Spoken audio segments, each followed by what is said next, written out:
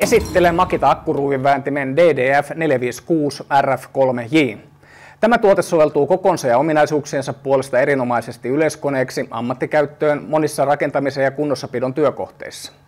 Ruuvinväänin toimitetaan Macpac-kantolaukussa ja toimitussisältöön kuuluu 3 ampeeritunnin 18 voltin Li-ion-akkua sekä 22 minuutin pikalatauslaite. Konetta on saatavissa myös pelkkänä runkoversiona, joka toimitetaan ilman akkuja ja latauslaitetta.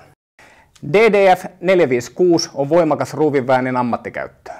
Vääntömomenttiarvot ovat kova 50 N ja pehmeä 36 N. Kahvan rakenne on hoikka, hyvin kädessä istuva ja kumipinnoitteet takaavat tukevan ja turvallisen työskentelyn kaikissa olosuhteissa. Ruuvinvääntimessä on 2 vaihdetta, 16 momentisäätöasentoa ja porausasento sekä 13 millin yksiote pikaistukka.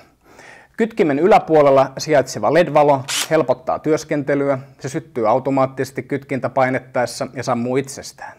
Suunnanvaihtimen keskiasento lukitsee kytkimen esimerkiksi koneen kuljetuksen ajaksi. –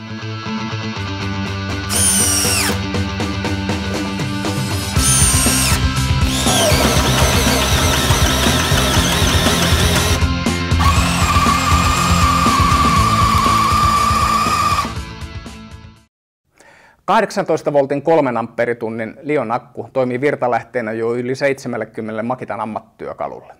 Litium-ion-akun valtteja ovat pitkä elinikä ja vaivaton käyttö. Akku ei juurikaan purkaudu käyttämättömänä eikä kärsi muisti-ilmiöstä.